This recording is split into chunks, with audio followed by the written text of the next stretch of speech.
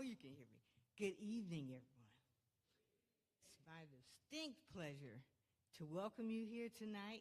It means so much. I just came in from Detroit, so I wanted to be here to celebrate with you and to be in this beautiful, amazing place.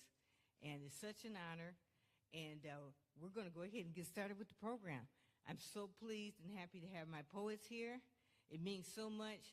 We've been working on tour around the country, and it's still going on, for the books in our series. Our series is called Black Fire this time, and it celebrates the legacy of the Black Arts Movement. So how about that? A round of applause. Part of the reason is because we don't want to let that stuff fade away or be forgotten. And the other great amazing thing is there's a new generation of writers writing in that tradition. So we're keeping this tradition alive, and we've done 2 volumes, and we're going to do at least 1 more volume. And they're writers from across the country. A lot of them are award-winning writers. And we also have classic works in the collection as well for your enjoyment. But the excitement is the next generation. This guarantees that we will continue. This will continue long after we are done. So without further ado, I'm going to invite up our first poet, Darryl Stover. Yeah, you're first on the list, and I didn't get to tell you. He is a poet, cultural historian, performance artist, and science communicator with a master's degree in writing from Johns Hopkins University. His most recent volume of poetry is Somewhere Deep Downwind. His work has appeared most recently in the 25th anniversary celebratory anthology of the Carolina African American Writers Collective, All the Songs We Sing. He lectures in Africana Studies with a focus on Afrofuturism, more broadly known as the Black Speculative Arts Movement. Everyone, Darryl Stover.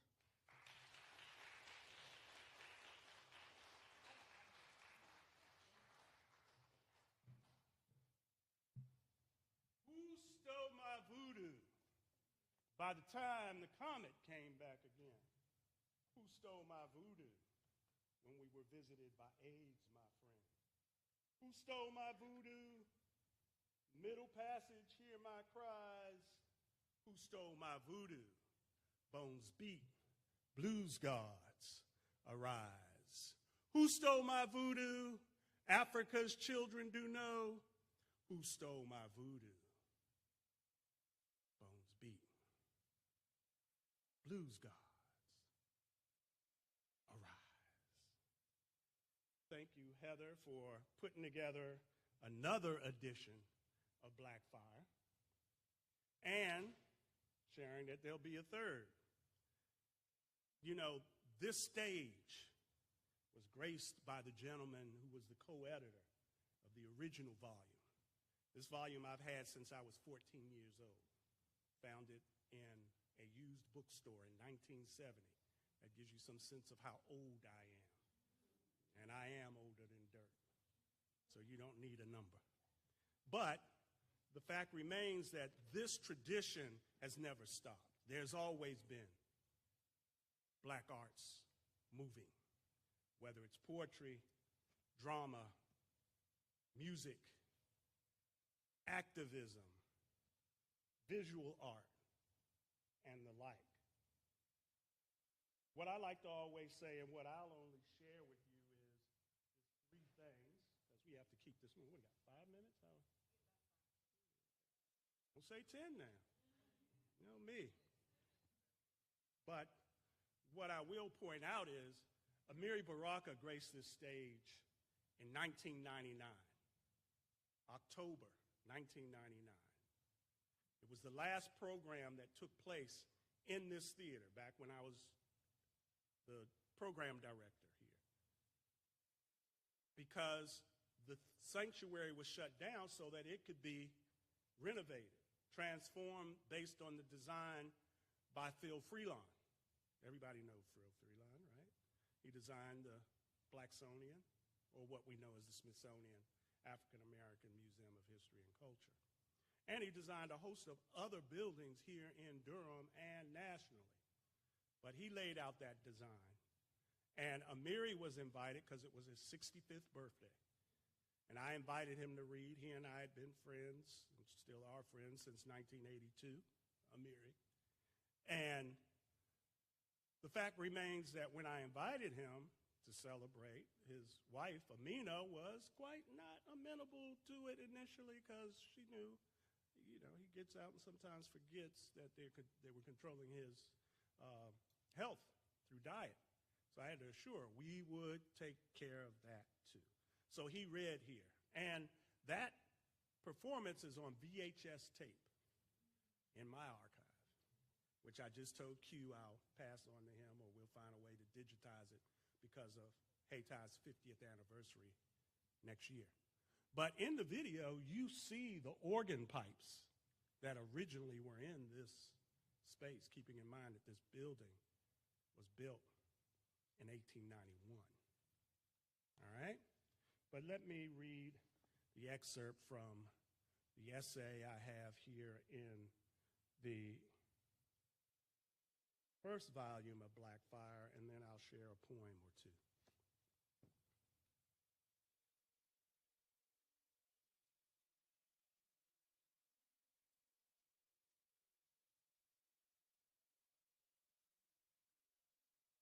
I did print this out, but I left that on my desk at the Museum of African American, the Museum of Natural Science, which is where I work. So let's flip through here and find my page. How many people have ever read some of Amiri's work? Let me see your hand. So for me, my first time reading his work was in his collection of essays called Home, because it was a volume that my mother was reading, and she left it around the house wherever she had set it down after reading it, and she used to say, I like this man, I like what he's written. And so, yeah, I decided to read it. It was probably my first focus in reading a continuous collection of essays. And so also getting some insight into him and Cuba and Robert Williams, who was from Monroe, North Carolina. The journey into my cultural identity was struck by lightning one Saturday when that day's bookstore visit revealed a jewel of a tome, a thick book that bore the Leroy Jones imprimatur. It was Black Fire, an anthology of Afro-American writing, co-edited with Larry Neal. Bam! Yes, Black Arts Movement Bounty bounced between my left and right lobes for months, immersing me in cultural calculations and constructions by John Henrik Clark, Stokely Carmichael, not too far from the change in name to Kwame Ture, Harold Cruz, Sonia Sanchez, A.B. Spellman, Lorenzo Thomas, Stanley Crouch, Henry Dumas, Roland Snellings, now Askia Touré, born in North Carolina, by the way, and Sun Ra, among so many others. Amiri appears as Amir in this signed edition, which I still own, but it is his conspirator in Black art, Larry Neal, who now shared central intellectual focus for me, because I came to view them both as primary jazz poets, scholars, and activists. So in essence, that's the tradition, the model that empowered and has directed me in the years. Amiri had a wonderful experience with walking through here, seeing a dance class going on upstairs in the Chuck Davis dance studio. And so he was glad to see all of that and understand that that was in the tradition. He also was able to then go to Raleigh after his reading that night because there were folks putting on what they called the Cipher in Raleigh. And he talked about how his son, Ross Baraka, would have enjoyed that. The poem I'm going to share is, I think, an important attribute to the fact that jazz poetry is a thing. And I've performed with jazz musicians since 1983, 84. Of course, Coltrane is the signature inspiration to many a poet. And when we look at that tradition of those who've written poems in celebration of John Coltrane, there are many approaches that we could speak of. With my class in Black Popular Culture at NC State, I give a list of what those are and then have the students write their own jazz poems for extra credit, mind you. And so those who take the bait or want those extra points grace me with something wonderful. And I've had some wonderful ones over the years. The poem I'm going to share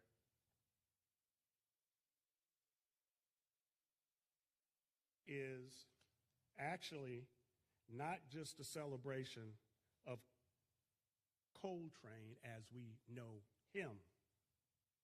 It is a celebration of he and his wife, Alice Coltrane, because of the fact that she was a phenomenal musician herself. In fact, served as his pianist in the latter years of his life, both recording with him in the mid-60s and continuing that legacy all the way through to her death in the 21st century. So I think there's one album you might want to check out in that regard, which is entitled Transcendental, which was produced by their son. But this is entitled Another Train for Alice and John Coltrane. I got to learn to keep these glasses on. Too many years of looking through the microscope.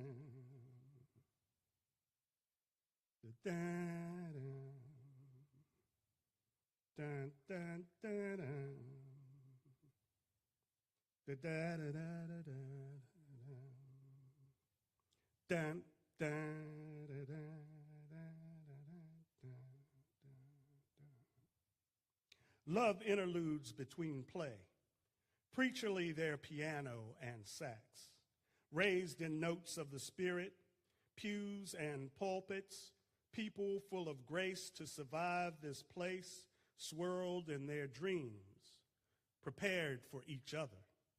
A Detroit High Point organ-blessed singularity.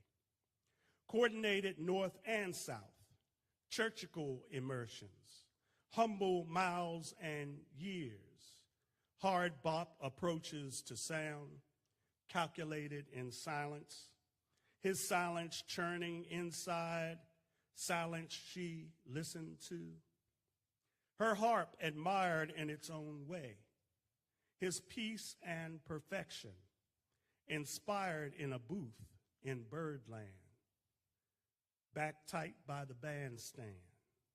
He played something just for her, turned the planet cosmically out, turned us spiritually in. Now they play blues forever together for God. Dan, dan, dan, dan, dan, dan,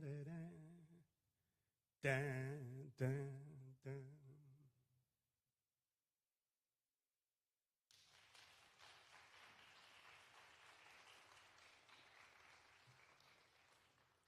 So I'll close out with this poem, which is in my more recent collection. This volume is because Amiri said so. I mean, Amiri started in 2010 telling me, we need a book from you. I know when your last book was. In fact, that was 1988. And it was this volume here, Record of the Green Hat Chronicles, Volume 1. Because I was known as the man in the green hat in Washington, D.C. area and at the University of Maryland, College Park. So he stayed on me, and I felt the pressure of the ancestors. So I told him, I said, look, okay, I'll get it done, but you're going to have to come to the celebration. And that was in 2012. So that was the second time when we had that here on this stage here at the Hayti Heritage Center. So the final poem in the book, and these are available if you're interested, get in touch with me, but more importantly, make sure you buy Black Fire. We got volume 1 and volume 2 here. Make sure you buy both volumes while you got that chance. You have poets signing them, right? So this is entitled, How Deep Can You Be? Now, some people know how deep I can be. In fact, there's somebody right there, because she was at that last Coltrane poem celebration that we did, which I did with Brian Horton, who had been tapped to be the director of the Jazz Studies program at North Carolina Central. Ernest Turner II, who is one of our premier pianists here in North Carolina. Drummer Jeremy Bean Clemens, who does a jazz jam session every Tuesday night at the Kingfisher. You want to catch me? That's where I am every Tuesday. Starts at 8 o'clock. Live music, Kingfisher Bar, right next to the Durham Hotel downtown. And then the person on bass was another good brother who came out of the North Carolina Central program, Amin Salim, who's originally from D.C. And back then at the time, he was living in Italy. But when Brian called him and said, hey, man, we're doing this thing on train with Brother Darrell Stover, Amin said, oh, I'm there. Here's what I'm going to do. I'm going to fly into New York. I'm going to do a gig in New York. And then I'm going to drive down through D.C., visit family. I'll be there that evening, the night of the performance. And yeah, so that witness can attest to that fire. Ain't that right? Oh, no, stop. So this is How Deep Can You Be, to close out my portion. And it's the last poem in Somewhere Deep Down When. Amiri wanted me to just call it Somewhere Deep Down, but sold on this. And when we say when, we're talking about W-H-E-N. Somewhere down when, back when our heroes wore froze. That's what we're speaking of. But how deep can you be? Every time I point at y'all, y'all going to have to say deep. Got that? Oh, now, come on. We want to take this on tour. Okay. Deeper than an ocean bottom of bones. Deeper than Mississippi mud. Deeper than the sky is high, deeper than the Nile is long, the blues and jazz, the total sex performed in millennia past. Deeper than Negrophobia and Jim Crow, deeper than blaxploitation saving Hollywood, rap saving the record industry, and hip-hop saving Wall Street. Deeper than Spike Lee and Prince on a good day, De La Soul and the thug life of Tupac Shakur. Deeper than Du Bois, now that's deep. Deeper than Frederick Douglass, now you're talking. Deeper than the NAACP, Rosa Parks, and all them tired feet. Deeper than Angela Davis's fro, Pam Grier's beauty in perpetuity, Assata Shakur's freedom, Mumia's appeal. Deeper than anything happening to them. Deeper than Iraq, Afghanistan, Pakistan, and Haiti. WTO, no. People, yes. The fire, this time. Vive Vessi. Deeper than African banjos played at American presidential inaugurations. Deeper than Fannie Lou Hamer, proud, loud, and strong. Deeper than Lumumba, Fanon, Negritude. Deeper than Juneteenth, post-colonial past puppets. Reconstruction, apartheid-free Africa. Deeper than Bahia, the bottomless pit of driving while black. Police brutality and harassment. Crack, meth, bush, ghetto, gun, running. Just say no to more MTV versions of America hooked on itself and BET versions of blacks hooked on nothing. Deeper than deep. Deeper than how low can you go? Deeper than get down, get down. Deeper than Barry White's Basso Profundo, Luther Vandross's Please, Minnie Riperton's Peaks, and Little Kim's Repentances. Deeper than Mars missions lost to Martians that didn't offer the invitation. Bermuda squares, circles, and triangles, deeper than dinosaurs, comets, and gene therapy for ambidexterity, deeper than pyramids in Ohio and Olmec heads in China, deeper than Amiri Baraka, Jane Cortez, Sonia Sanchez, Nikki Giovanni, and Luis Rodriguez. Deeper than the funky deep end of the pool at 4 years old, deeper than the Vatican and voodoo, deeper than the Himalayas are tall, deeper than 1 trillion computers computing 1 zillion equations in 1 googol of a second, deeper than Clinton's passion for Lewinsky, deeper than the street-bred pens of Iceberg Slim and Bukowski, deeper than the minefield of a library on final exam eve, deeper than hiding on the Underground Railroad needing to sneeze, deeper than Harriet Tubman shooting you if you wanted to go back, deeper than God's creation by evolution's miscalculations, a homeboy's life taken over some fly gear, genocide here, there, and there, deeper than speaking all the languages on the planet at one time, saying deep, so loud the universe flips to brown on the other side, simmering into a tasty salmon cake eaten by the grandmother of God, washed down her deep throat with grape Kool-Aid spilled on the obituary of the last poet.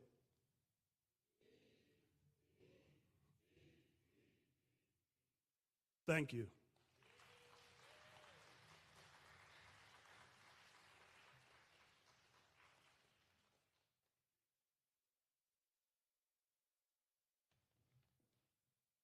Everyone, another round of applause for Daryl Stover. He never ceases to amaze me. I love hearing him talk. He's so knowledgeable. There's just all of the history. I really appreciate it. Wonderful. We've got to keep this moving. Our next poet is going to be Leonard D. Moore. Leonard, would you please come up? Leonard D. Moore is a poet, fiction writer, essayist, book reviewer, public speaker, photographer, and the author and or editor or co-editor of several books, including All the Songs We Sing, The Geography of Jazz, One Window's Light, and A Temple Looming.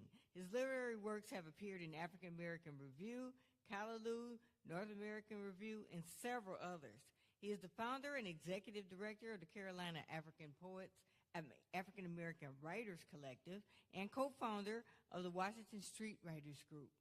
He is the recipient of several awards, including the North Carolina Award for Literature, the Haiku Museum of Tokyo Award, and the Margaret Walker Creative Writing Award. Everyone, Leonard D. Moore.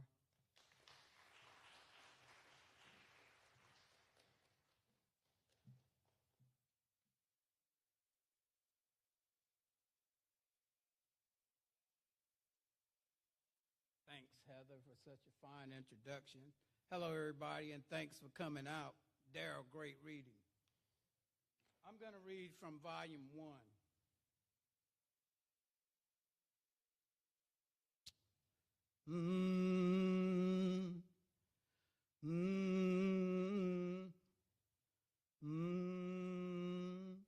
Summer Blues for George Floyd.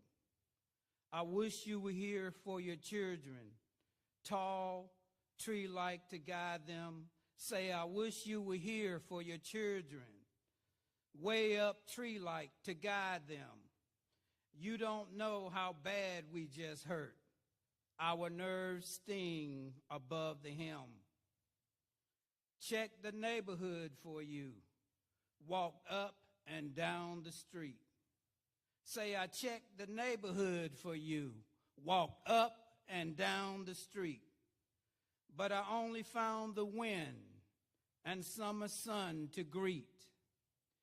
How must you cope every day when your feet are heavy? Can I still proceed now, just when your feet are heavy? You pray for strength and stamp away, hold the tears like a levee. Say, I wish you were here for your children, tall, tree-like to guide them. Say, I wish you were here for your children, tall, tree-like to guide them.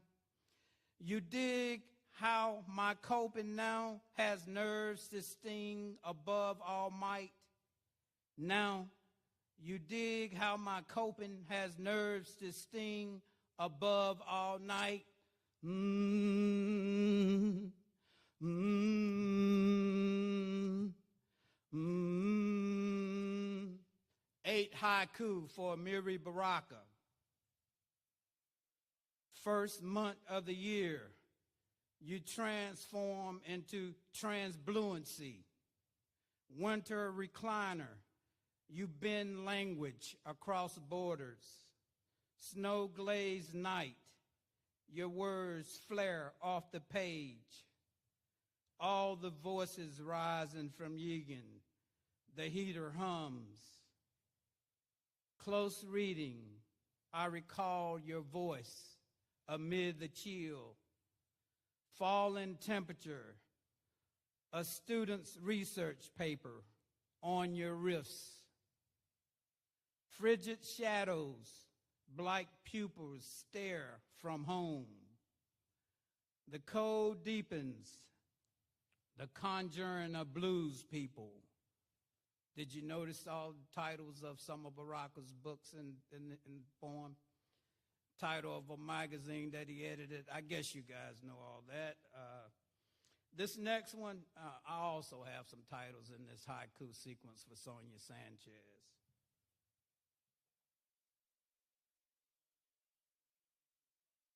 And so this haiku sequence deals with jazz. I won't say much about it.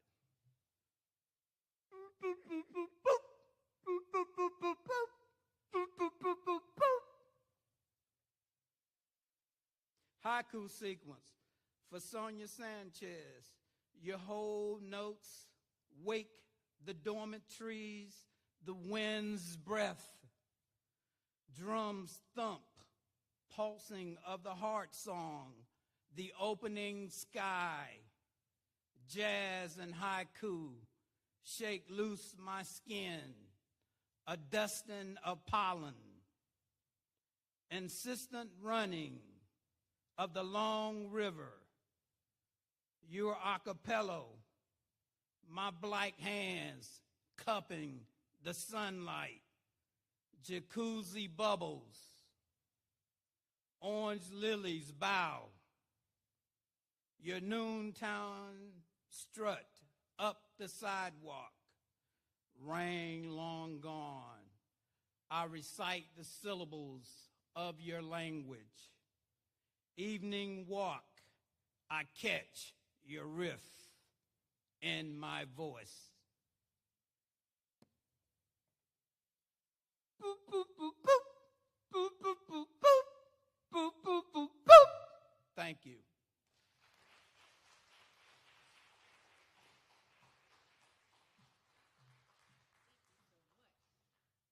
Everyone, another round of applause for Lamar D. Moore. Always a pleasure. Now we will have a young poet that I'm really excited about. His name is Gideon Young. Gideon. He's a member of the Carolina African Writers Collective and the Carrboro Poets Council. His recent and forthcoming work has been in the Journal of Black Mountain College Studies and Modern Haiku, the North Carolina Literary Review, and elsewhere. 2 books for young readers, Prince Rivers, A Leader for Justice and for Art for Change, are forthcoming. And he's the co-author of One Window's Light, a collection of haiku, published by Unicorn Press, winner of the Haiku Society of America Merit Award. He is also a K through 12, he's a fellow for the A-plus schools of North Carolina, and he's a K through 12 literacy specialist and a stay-at-home dad. Everyone, Gideon.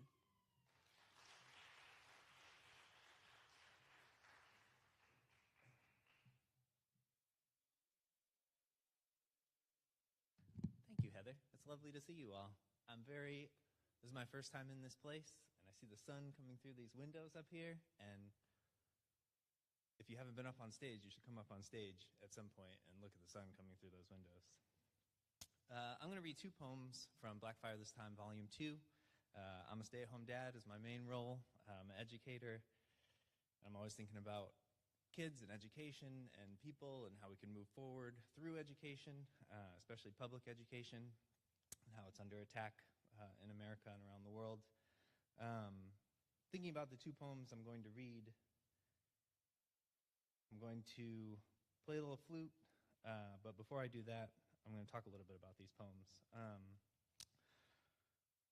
The first one is going to be The River, which is a remix of a poem by Robert Louis Stevenson. He wrote the poem The Swing, which is a very lovely, idyllic childhood poem. How do you like to go up in a swing? I'll sing it. But that's not the childhood I had, and it's not the childhood that many of us had. And so I remixed the words in that poem to especially commemorate a young mixed boy in Massachusetts who was noosed and lynched off a picnic table by other kids at the playground.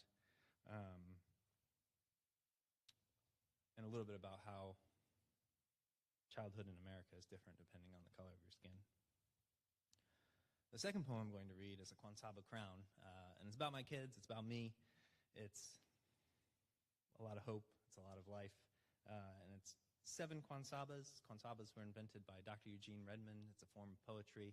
7 lines, there's 7 words in each line, and none of the words are longer than 7 letters. All right. First, I'm going to start with some flute.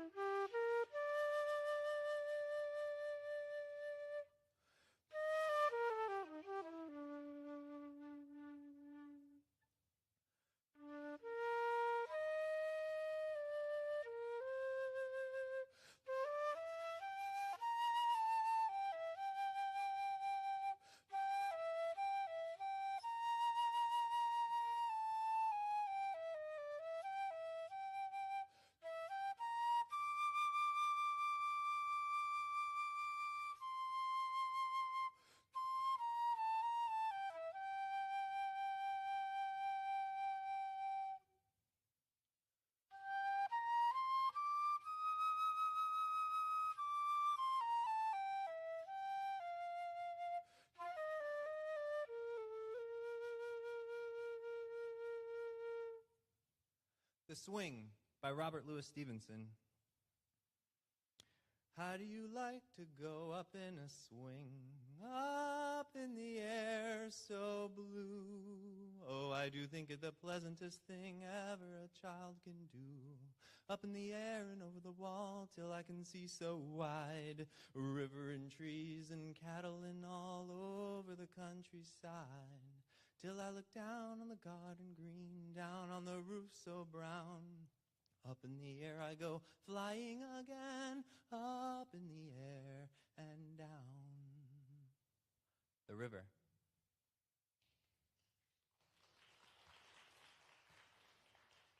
Thank you.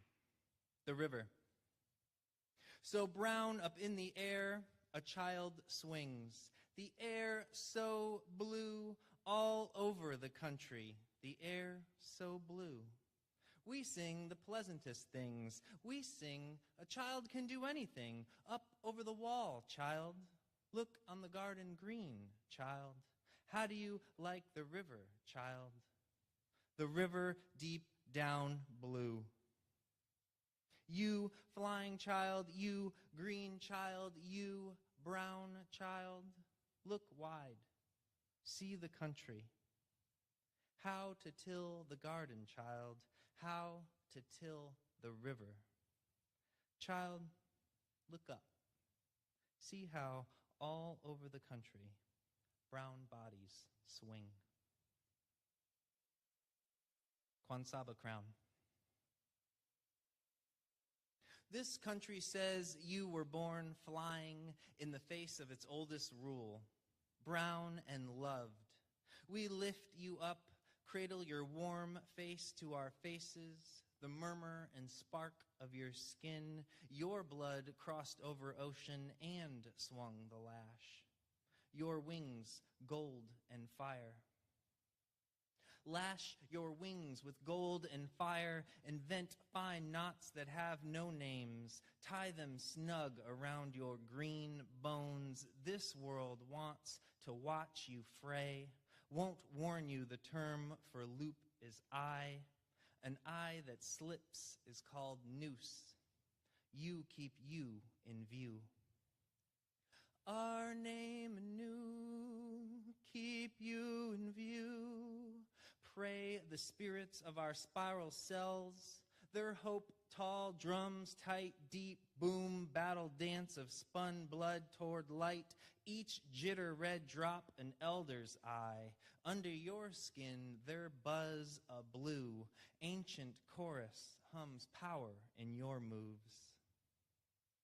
Ancient chorus hums power in your moves. I know from the clatter how elegant your elbows bend to cast rainbow blocks across our ash floors. You unbuild towers we made of selves before you sparked. Your small fingers offer us bright bricks. More again, you say without saying. Here. More again, you say without saying. Here, watch me sway, but stand, toes curled, press my bones, weight into ash floors, yet of bones into ash, into dust. I know nothing of winter except winter. An absence of wild geese, early evening sun on silver limbs, your lifted gaze. Sun on silver limbs, your lifted gaze burns away all of me but memory. How your skull above your ears fit in the cradle of my spread fingers, your soft spot exact to the center of my palm, our pulse, same rhythm, spring breeze charms the air with lilac. Spring breeze charms the air with lilac. You ignore the grass between your toes. New word, more. A wren takes wing out from the crayon in your fist, acorn filled with earth. Hear my yearn, my blood near yours forever. I know this world sings. You were born flying. Thanks, y'all.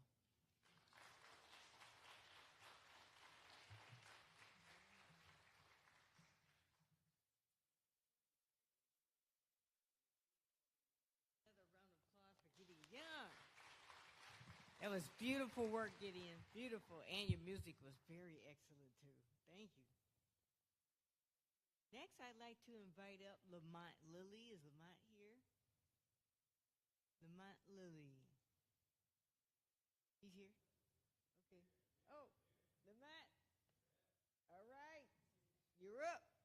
Okay, Lamont Lilly is an independent journalist, a black radical activist, poet, and community organizer based in Durham.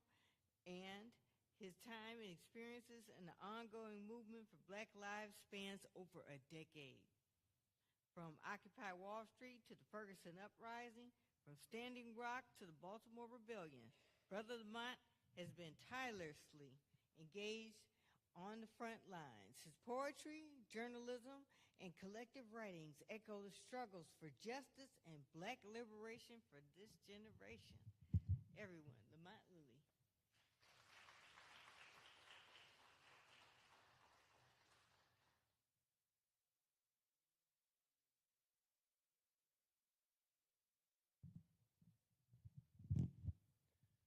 It is our duty to fight for our freedom.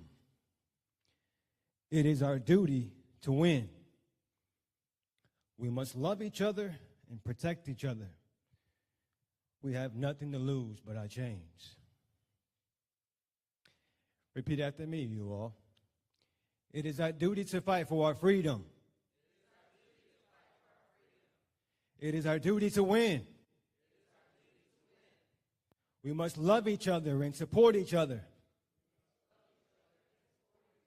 We have nothing to lose but our chains. So that chant where it became a chant throughout the movement for Black Lives. It was actually written by Sister Asada Shakur, a name that I've heard mentioned a couple of times already by previous poets. And this chant anchored the movement for Black Lives for several years. From Ferguson to Baltimore to Charleston and many, many other cities throughout the country, we would open up a space, a protest, a teach-in, a street rally. We would open it up with that quote from Sister Asada to just put us all on one accord and to also give respect to those who came before us. My poetry, honestly, you all, is not from a very formal background. I don't come from an MFA program.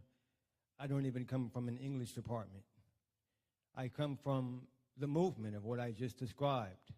Ferguson and Baltimore and Standing Rock and Milwaukee and many, many other battles for justice and for Black liberation. And that's where my poetry comes out of. And I just hope that that you feel something. In 2015, I left Durham and spent 3 months in Baltimore after the police murder, shall I say, of Freddie Gray. And I and several others went around in the city of Baltimore knocking on doors and listening and connecting struggles and connecting organizations. And we were there to get justice for Freddie Gray, but one of the things that I really took heed to, that people were sharing with me, was how the Baltimore Police Department was very notorious for something. And this poem lays it out.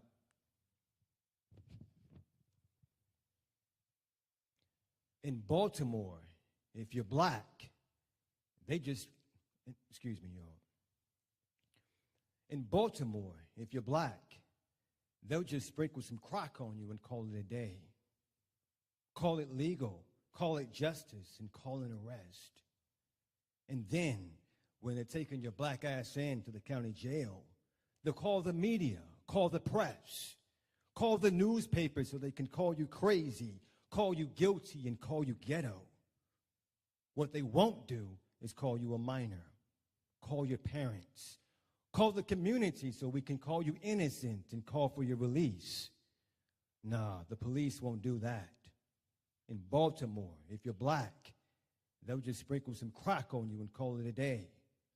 A full day's pay, and tomorrow, on to somebody else's child, and they'll be calling it good police work.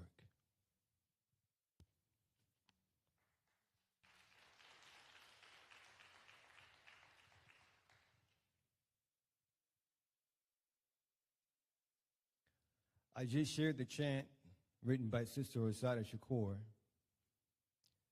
and she not only anchored us, but she was kind of from exile. I'm sorry, does everyone know who Asada Shakur is? Does anyone not know who Asada Shakur is by raising a hand? Okay. Asada Shakur, former member of the Black Panther Party, former member of the Black Liberation Army. She has spent the last 40-plus years living in the country of Cuba, living in exile from the U.S. government. I won't take up too much time, but you can Google from there and research on your own. But even from afar, from Cuba, living in exile, she was at every protest in every room, and this poem is just a small tribute to her. They would like us to forget the likes of her sacrifices. One dark woman, well-dressed in plaid shadows, called Afro-freedom. Fighting, yelling, teaching, staying alive on the front line. Imprisoned, exiled, wounded, still living. Loving her people from the outer edges. Etched within our hearts, tucked safely within our minds. One dark woman, well-dressed in plaid shadows, called Afro-freedom. Clawing, scratching, scraping, staying alive on the front line. Wow, what a warrior. Wow, what a woman. What a wonderful general she's been.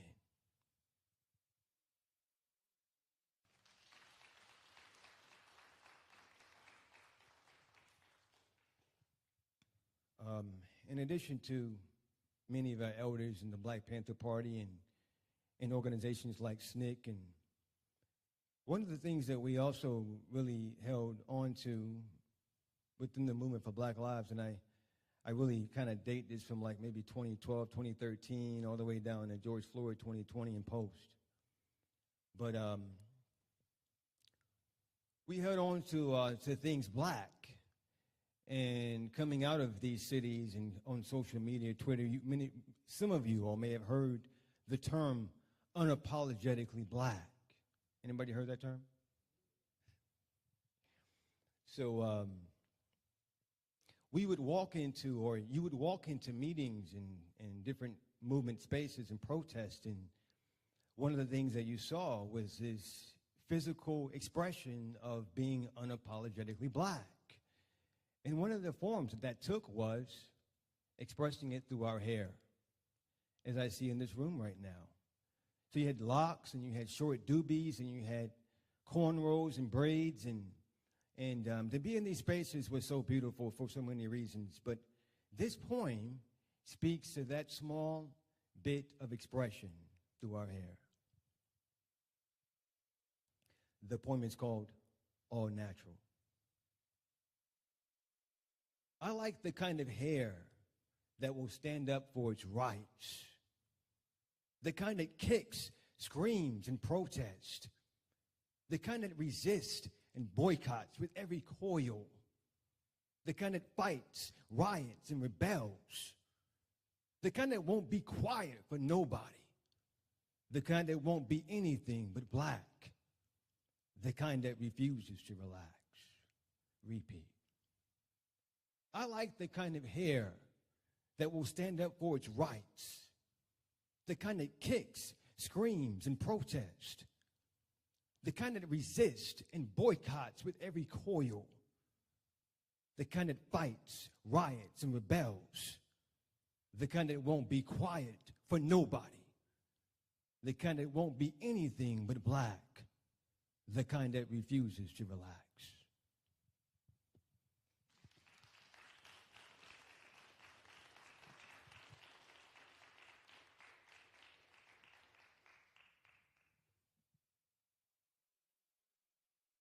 Those were 3 poems in Black Fire This Time, Volume 1. I was very fortunate and honored to contribute to Volume 2 as well. Keeping in the same vein of the movement and giving honor and love to a lot of the comrades and foot soldiers who were out there on the ground with me. By 2016, 2017, 18, we were looking to grow as a movement. Intellectually, culturally, spiritually, emotionally. We were also looking for answers.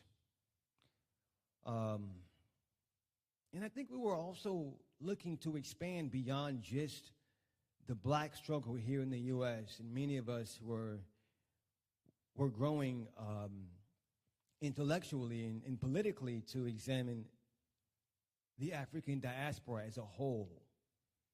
And as many of us opened up theory, Kwame Ture, Kwame Nkrumah, also Kwame Ture, but Amilcar Cabral, and we also began to travel. Some of us were down in Cuba. Some of us were in Brazil. Some of us were in Tanzania, South Africa.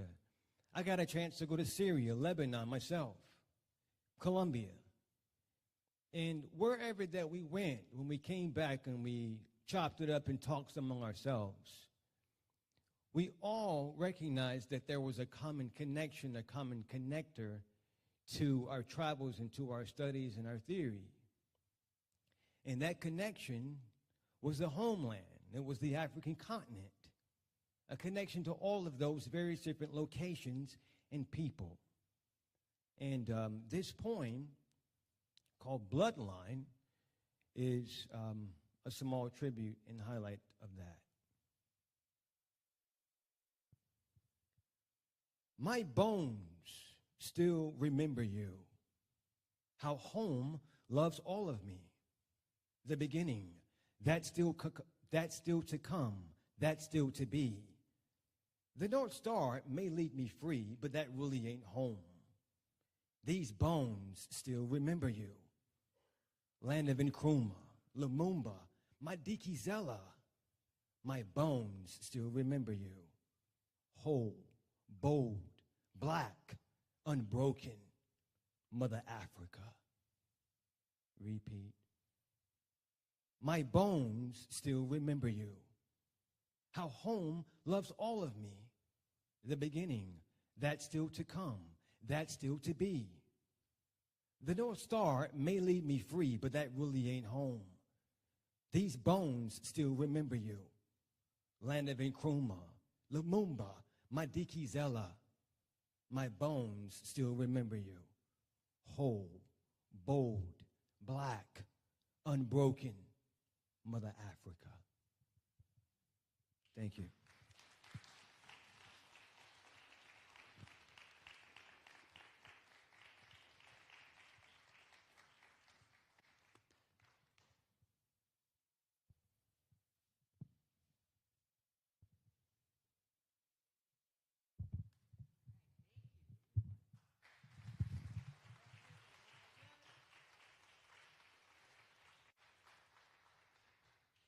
More importantly, let's thank him for his awareness and for his work, for what he does for all of us. Thank you, Lamont. Next, we will have up Regina Y.C. Garcia. She is an award-winning African-American poet who resides in Greenville, North Carolina.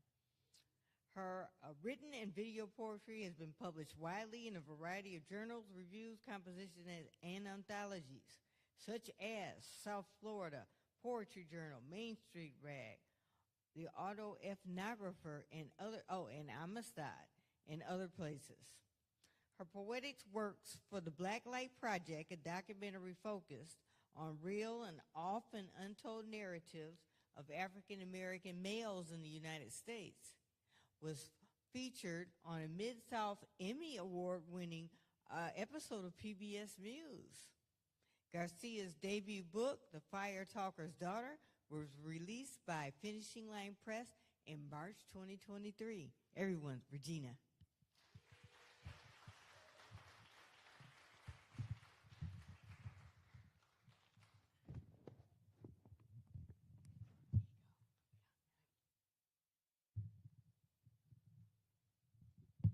I'm just a little vertically challenged.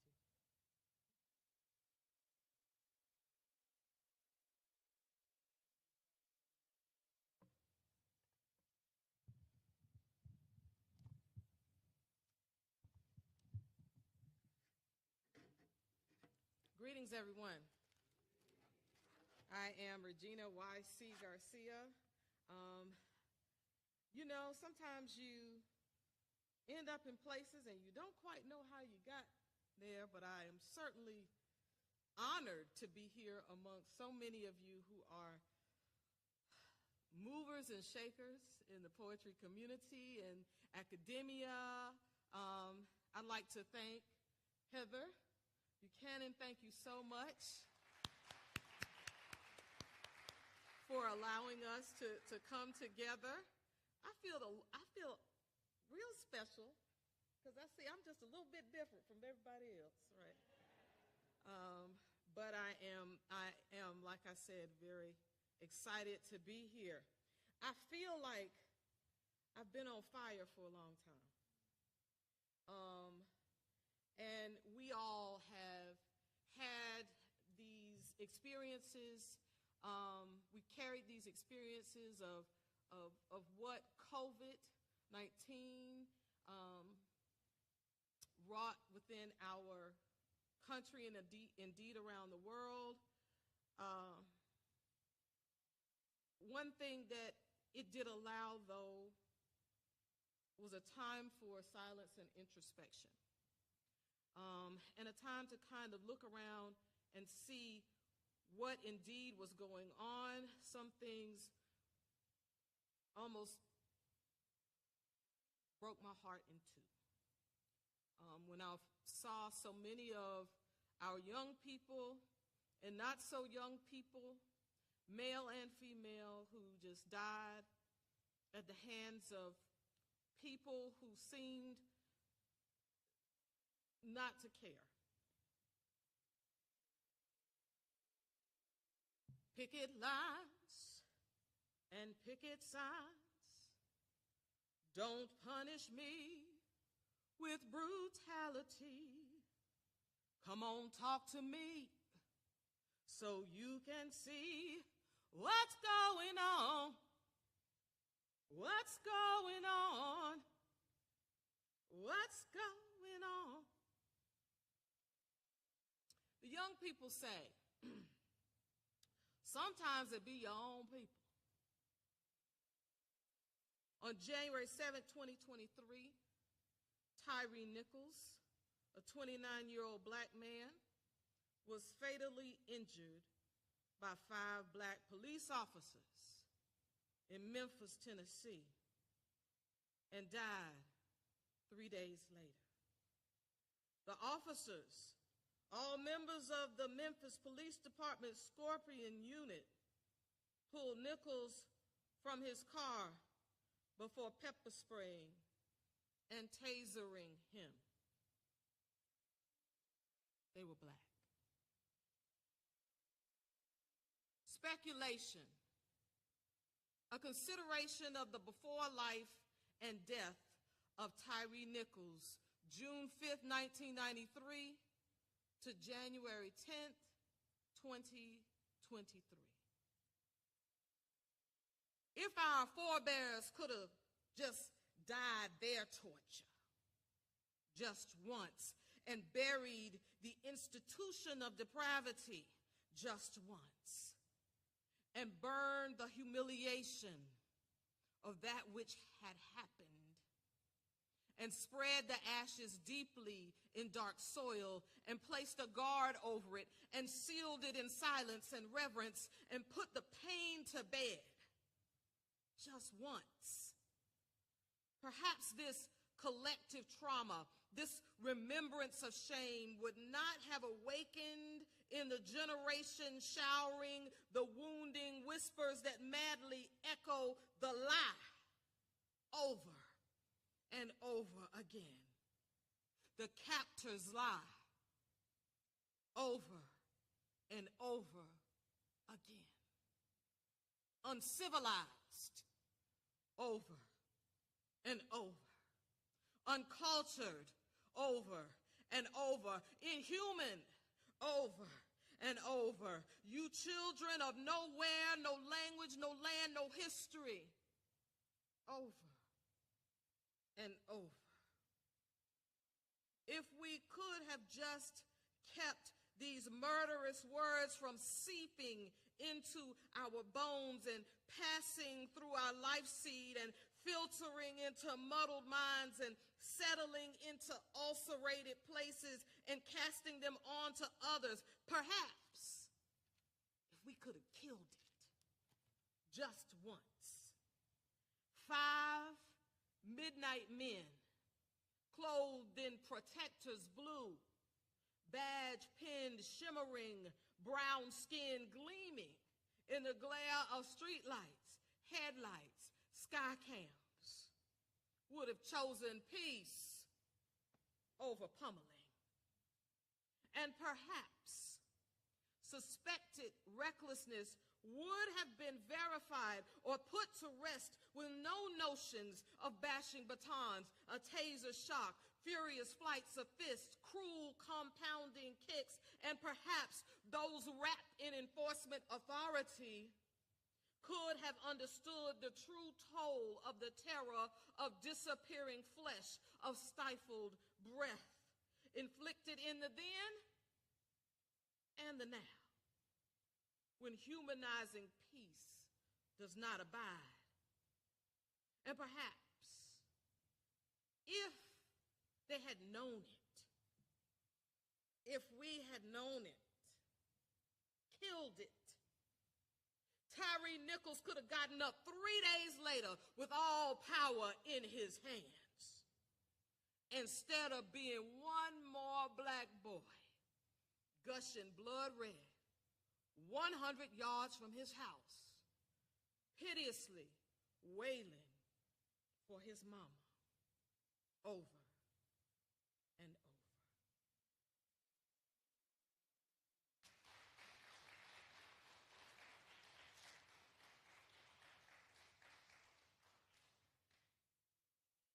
That was in Black Fire This Time, Volume 2. And I wanted to start with that because I wanted to go up from that. But certainly that issue, and I'm sure almost all of us in here remember that particular incident. And I struggled with that for a while, as we often struggle with other things. And it's not that we are different in regard to any other people. People generally prey on their own people. But it feels compounded because we get it from other places. But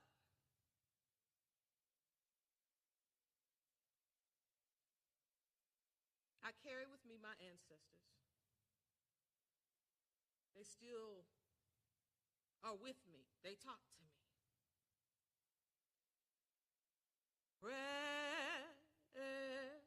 Precious memories, how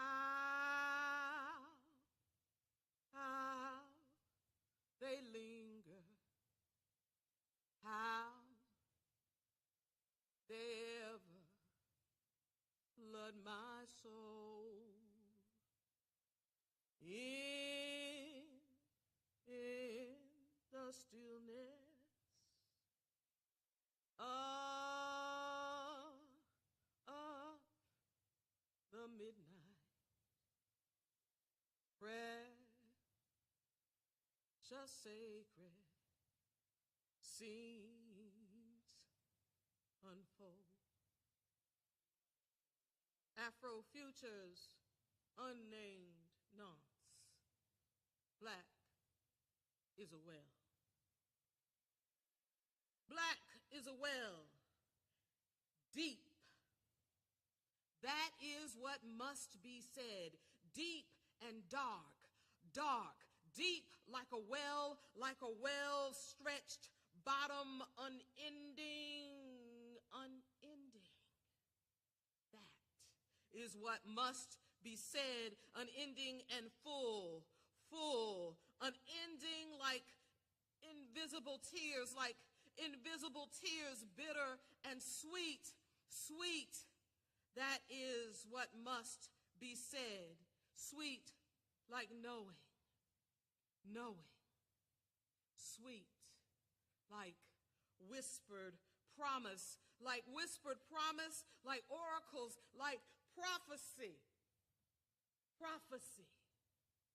That is what must be said. Prophecy like hope quietly prophesying, being sentient like sentient histories, dead and living. That is what must be said. Living and creating living from no way, like sending wave buckets into blackness. That is what must be said. Blackness and lifting eyes towards dark skies, like skyways, folkways, diaspora, Sankofa. That is what must be said. Sankofa, remembering, gathering for today and tomorrow, like tomorrow is a well, beautiful and black. Black is a well, welling in my soul.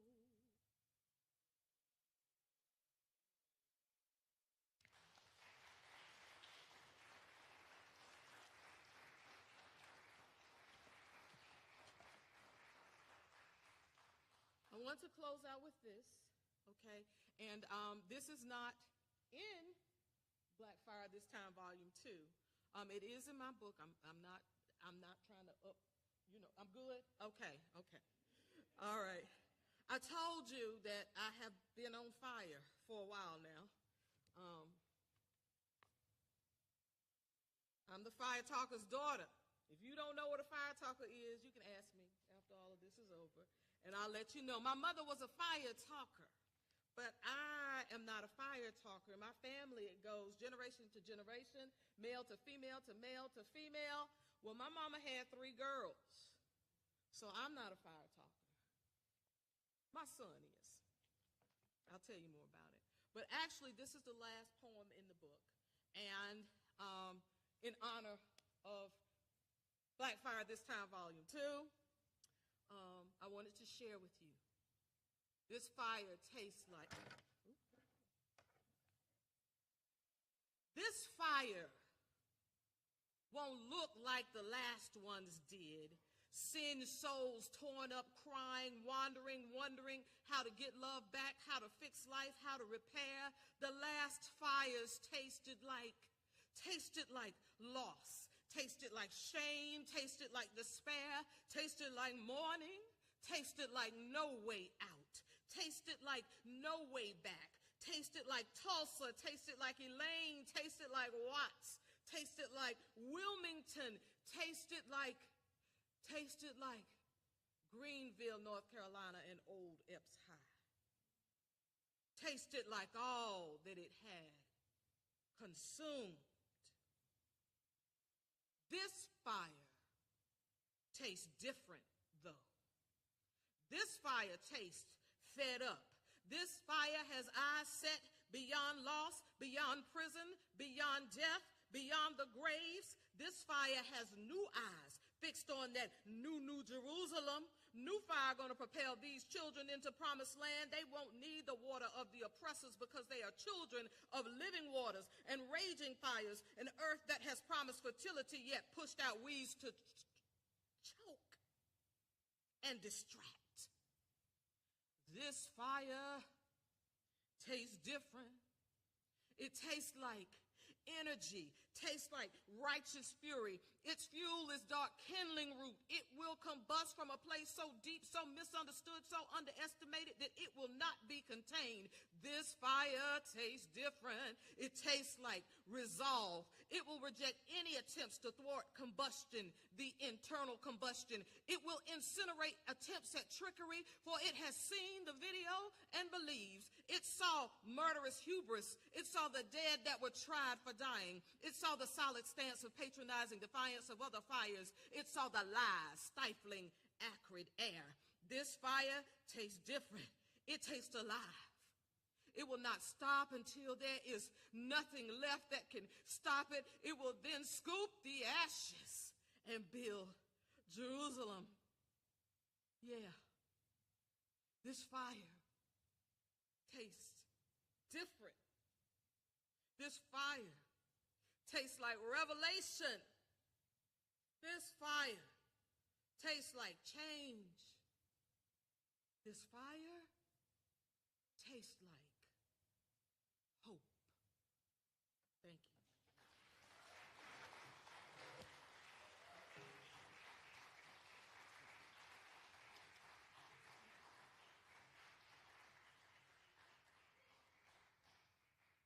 Woo! Another round of applause for Regina Wesley Garcia. So powerful. I really enjoyed that. Everyone, next to last is a very special person that I want you to hear his work. Elijah B. Pringle. Elijah? Oh, there he is. Elijah B. Pringle III. As a publisher, you meet all kinds of people, over the years, but something about him, he just brings so much joy, and it's just a pleasure to work with him. Elijah B. Pringle III is an internationally published American poet from Philadelphia, Pennsylvania. His works appear in several international anthologies, some including 99 Poets for the 99%, Selfhood, Moonstone Poetry, Inc., 25th anniversary anthology and our anthology. Overall, he has appeared in numerous anthologies and journals. He's constantly evolving and exploring. He has maintained a voice that consistently revisits his insight into the human experiment, as he would say. Everyone, Elijah Pringle.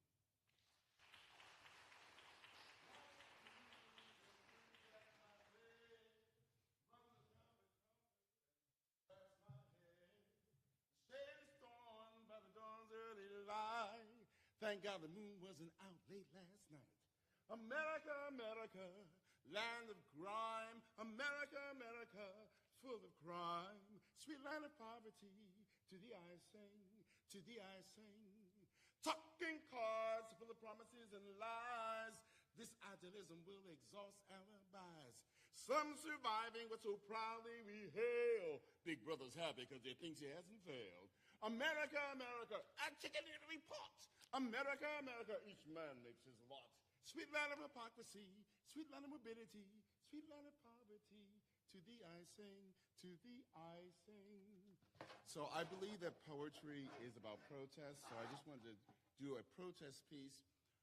Also, poetry should be about education. So when we were younger, my mother used to talk about something called she called it runaway slave syndrome.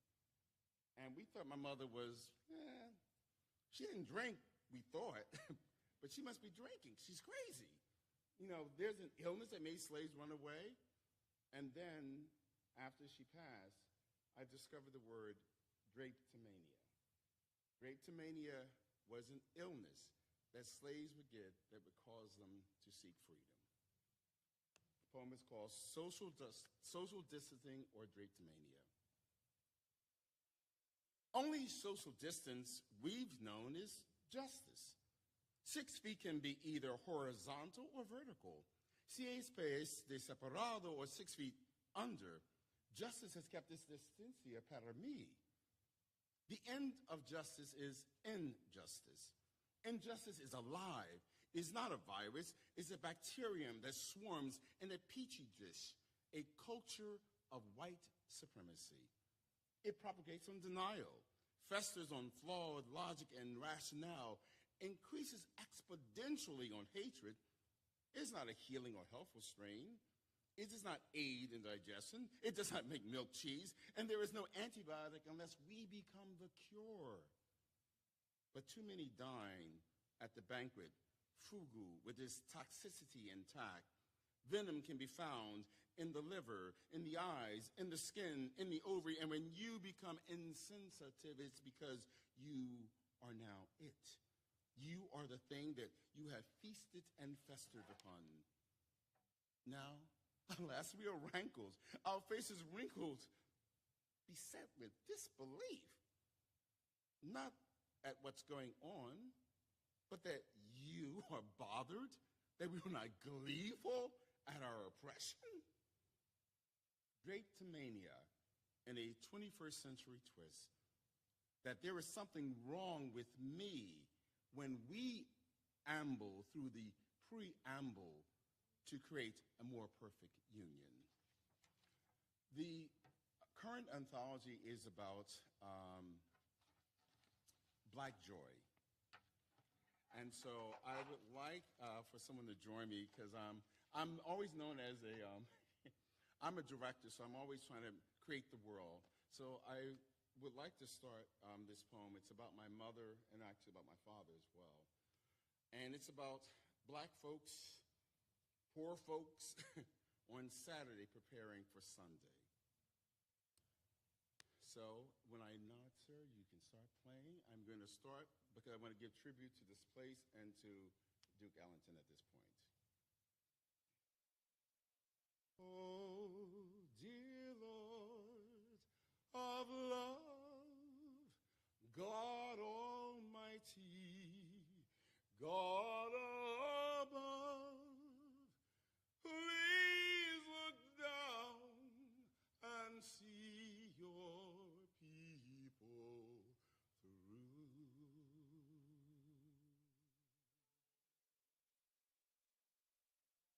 The same fashion Daddy's arms would rest on the torn edge of his seldom used easy chair, which sat lonely in a corner trying to be unseen. Mom's arm would rest on the lip of the basin, bending over a sink made white with comics. Water would dance between strong, sturdy hands as she scrubbed vigorously, puff of smoke stockings, to remove the dirt and dust collected from the week. When she would fix the kids for school and please her man. After the day's work for money to close the gap between can't afford and thrift shop bargains, second-handed stuff that was given another chance, the ritual familiar made us all comfortable. We knew it was Saturday, soon to be Sunday. Mommy's steps were bunions and corns then, the bottom of her feet black from the walks, barefooted, because her shoes were too tight, and so was money. And I needed sneakers, just so that the white kids wouldn't laugh at me. Or we needed something, always something. But Irish soap lathers up real good when you rub them against used now-hunt stocking, about to be glory bound in 8 hours. After they had dried in front of the heat vent, even in summer, the ritual meant everything. Lord, come down and see your people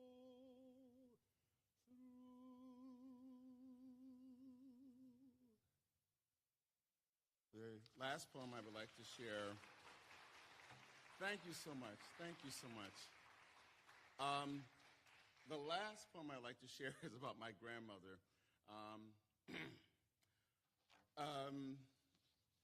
Little Kim had nothing on my grandmother.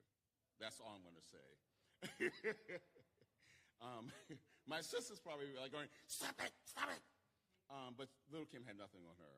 And this is called Grandma's Bracy Lemon Meringue Pie.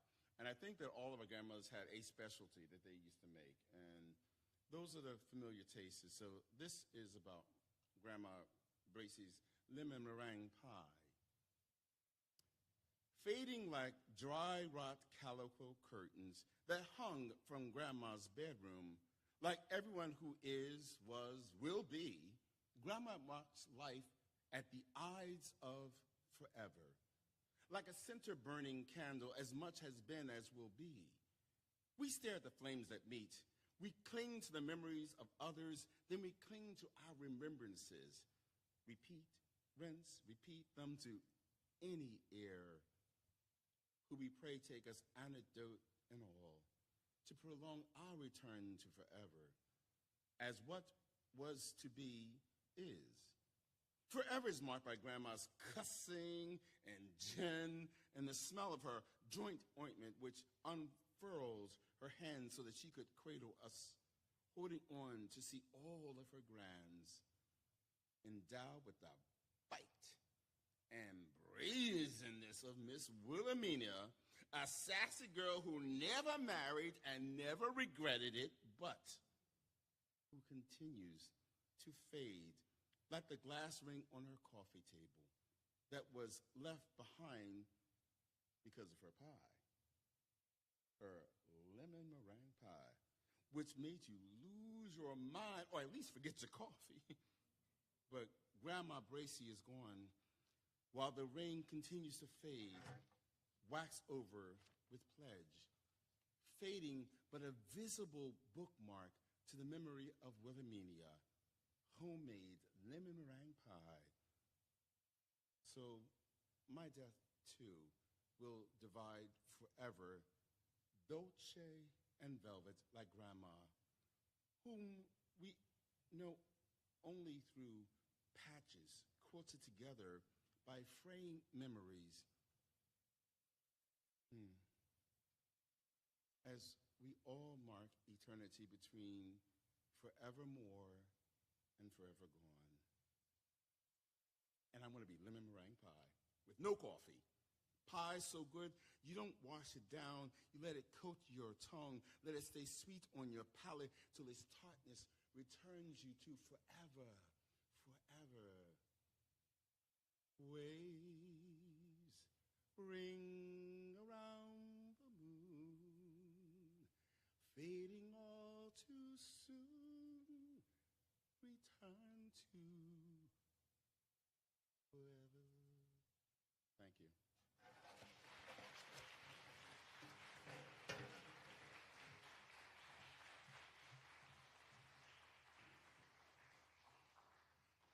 Beautiful. Everyone, another round of applause. He always just, he brings it every time. And it's always so special every time. Thank you. Everyone, so now, last but definitely not least, Dasan Ahanu. He's an award-winning, well, before I even say all of this about him, I want to thank him so very much. He helped make this event today. This is all his work, and I really appreciate it. He really came through for me when coming in late, and he took care of everything. So everyone, a round of applause for Dasan. It's such a pleasure, and it's so great to finally meet him in person. Everyone, he's an award-winning poet and performance artist. He's a public speaker. He's a community organizer, an educator, scholar, and MC, born and raised in Raleigh, North Carolina. He's an alumni Nasir Jones Fellow at Harvard's Hip Hop Archive and Research Institute, resident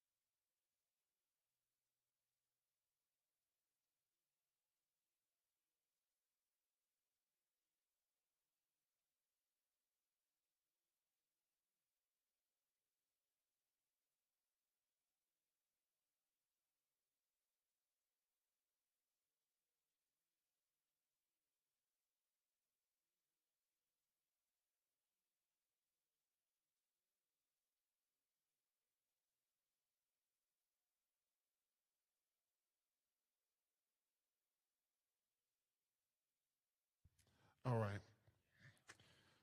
This is what happens when you're very familiar with the center.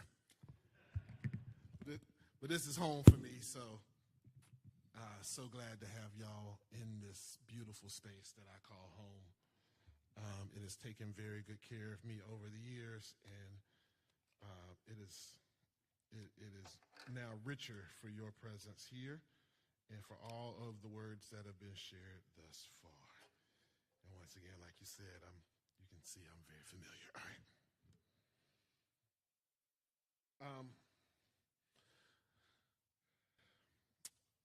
There was an experience that I had that led to one of the poems submitted. I was at Rutgers, New Jersey, Newark, New Jersey. I had never been to Newark before in my life. But I was there for a conference. And in the session that myself and another artist were presenting these stories about Black life, there was a woman who was a storyteller, and she began to tell us that one of the things that she likes to make sure she tells about is the way that the tradition of Black men, fathers, patrolling their neighborhoods. And She says she always wondered where her father was going at night, only to ultimately learn that they were taking turns patrolling the neighborhood to make sure that it was protected from white supremacy. And it stuck with me. And at that moment, me and Blues looked at each other when she got done talking in the magnificently beautiful, engaging, but also deeply educational way that black women do. And it was like, we knew it was a race to the poem. And I got there first. I always wondered where Daddy was going. Face all still, neck all hitched, shoulder looking all trailer, so much to carry. He kissed Mama with necessity, like gas stopped before long road travel, told us good night with underlining message like a bedtime story. So when the screen door closed behind him, Mama whisked us to our room, went and locked up, then came and tucked us in, put salt palms together by our bedside, prayed the morning sunrise would see our family whole. I didn't know what that meant, just knew that we never talked monsters in the closets. The most dangerous ones were beyond the front door. Outside was heaven and hell. Inside we slept in faith, woke to the smell of eggs, grits, and grace. Daddy sitting at the table like God's response. We gave thanks and ate that amen together. What fun we had at that table, what favor, what a joyful noise. The first time I realized Daddy had his pistol under his jacket was from a hug he didn't see coming. My chest got tight. I was worried. Good thing that I didn't know that he always stopped at the shed to get his rifle too. That was the first time I was ever afraid of the dark. Didn't know if it meant we'd have to eat breakfast alone. I had no idea what this ritual was all about, not until my cousin came to us with a truth I wanted to be more folktale than gossip. Seems card play and moonshine, way too loud for maintaining innocent, gave it all away. The night patrols, the shifts at guard at the end of town, the dedication and commitment to protecting your own, the sacrifice made to make sure ghosts never haunt your blessings. This was a cadre of fathers who knew that some saw sheets as fitting regalia for crusades to torture black hope. So these men made sure there was enough ammunition within reach to say no and no more. And that was the duty each father signed up for, to be peace in darkness, to say, let there be light if better aim was required, to know what to put in the dirt if need be, how to shed blood and build red clay roadblocks out of the mud. This here was a means to an end. It rested in the hearts and minds of the men who stood watch, fully aware that to be a deterrent required unwavering belief, because falter might lead to any sense of salvation hung, might lead the houses set ablaze as burnt offering to a devil of an idea that ain't no way there could be miracles that look like us. It was understood that there are some who only saw us as tragedy. I remember the first house still dark at breakfast, heard the wailing through the neighborhood, saw storm clouds hold just above the roof for a week straight, wondered why the night betrayed us, held hands and shed tears that it even had to be this way. Those men of the neighborhood put flowers at the edge of the road, part memorial, part warning that folks around here would die fighting, that there won't gonna be no retreat, a coward, not here. Round here, we send ours gone home, feed each other's bellies and spirits, say thank you, Lord, then double check the ammunition, clean the guns, declare that ain't gonna be any life lost in vain. Fond memories and resolve ain't the only way to honor the fallen. Another is target practice in an open field, an altar call of scheduled resistance, and some stump to wash down the pain.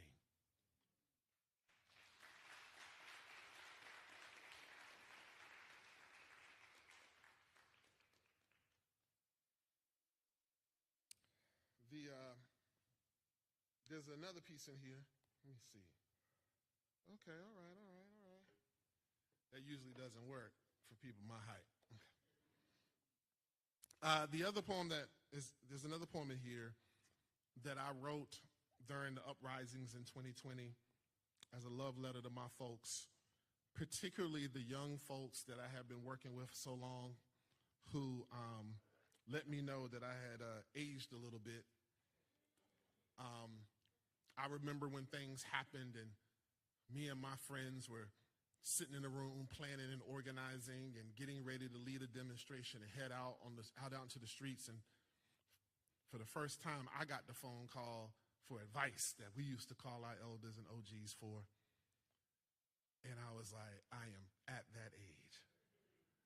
OG, what we should do, and then we're planning on putting together a demonstration, and I was like, wow.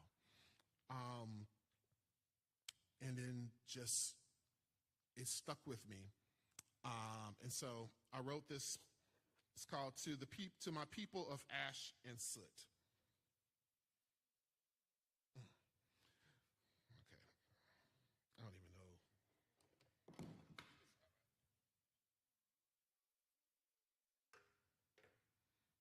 All right. Okay.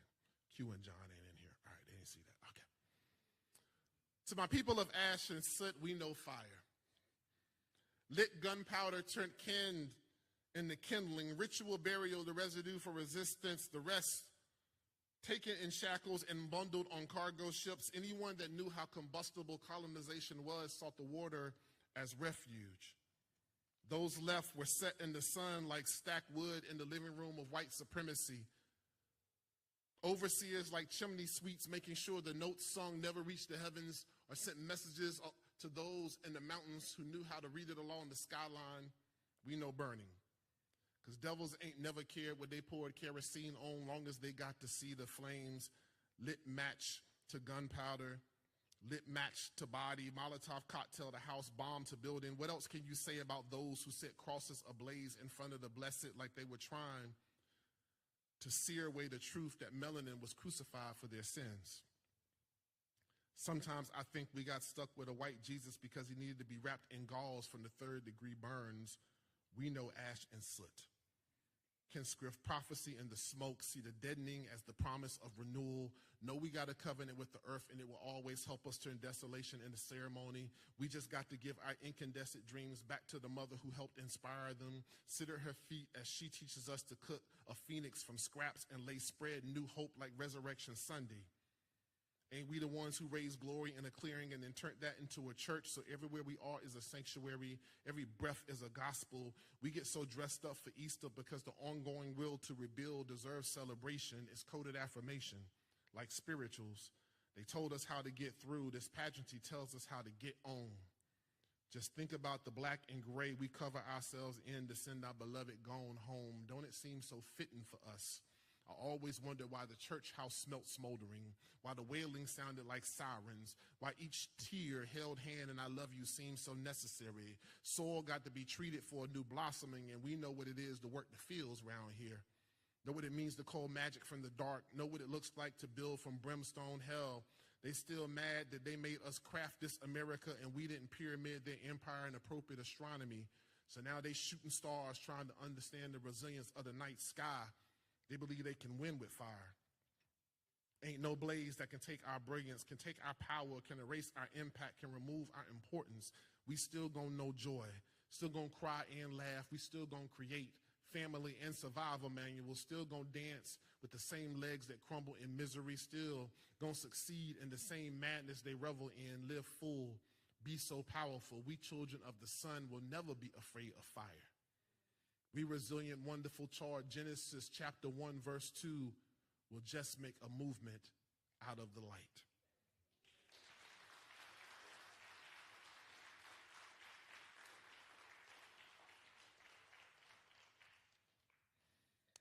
And thanks to Willow, I have the pleasure of saying that we are now at book 6.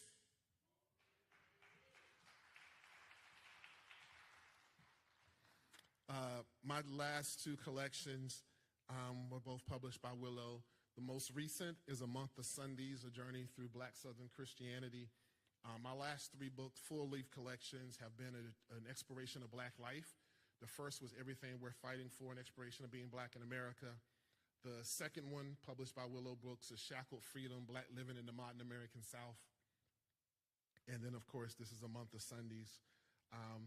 In addition to having some beautiful, amazing poets in here, I also have some movement friends that have been a part of the journey a long time. And so these books are framed not only in exploration of black life, but through the context of social justice. of arts and culture as a strategy for activism and for change. And so I'm grateful to Willow for allowing me to be able to put these into the world. And so my last piece is the epilogue of this book, because I think it's apropos to where we are right now in this gathering, and I feel led to call this gathering what I believe it is. And so, this place here where poetry be, we call this a Sunday in paradise. A meal fit for fellowship. This is a gathering of God's children, an escape from the burden, a refuge from the pain, a sanctuary, a haven for the hapless who daydream with the sun and find peace in the middle of the night, a beloved faithful who pray at midnight. Thank the Lord for another sunrise and don't falter at the sight of storm clouds, because round here, when the sky shed tears, we dance in the rain. This here be a dirt church, a body of believers who laugh like mass choir, pass wisdom like scripture, say amen and thanks for the blessing of a good word. Walking down to that front porch is like communion service. This slice of life is my experience, is broken for you, take it. So as you face your trials and tribulations, you will remember that you can overcome anything this world does to you. This ink is my covenant, poured out for the many who don't get to speak for themselves. Drink it in. Let it be a sign that you do not have to live in silence. Your voice is a revelation we have been waiting for. We call this a Sunday in paradise. An invitation sent and received, a moment etched into time, a place in our souls, a chance to be inspired, uplifted, encouraged, and understood, an opportunity to learn, express, connect, and be recognized. You're going to get full around here. You're going to get fed around here. You're going to get high. You're going to get drunk. You're going to get love around here. There's an abundance of it. We knew you were coming. Slave in the kitchen to prepare this, made everything just right. Dinner served here is a prayer circle, a renewal of the spirit, where you can rededicate yourself to the mirror image of glory you are. Around here, we pour a little something straight, no chaser, for those who like it to burn a bit, you know, ignite a fire inside. So can't we be honest here?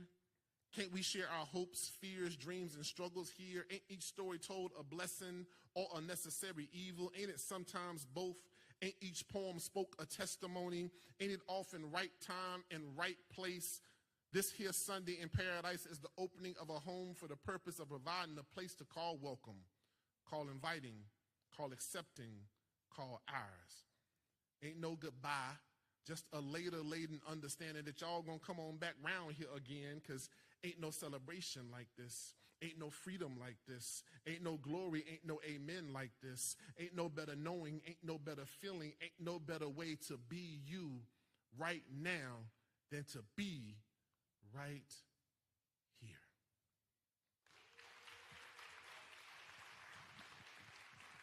Books are for sale. Make sure y'all go out there, buy the anthology, and buy the books that Willow and the Queers have available today. Please support. Buy books. Buy black books. Buy books.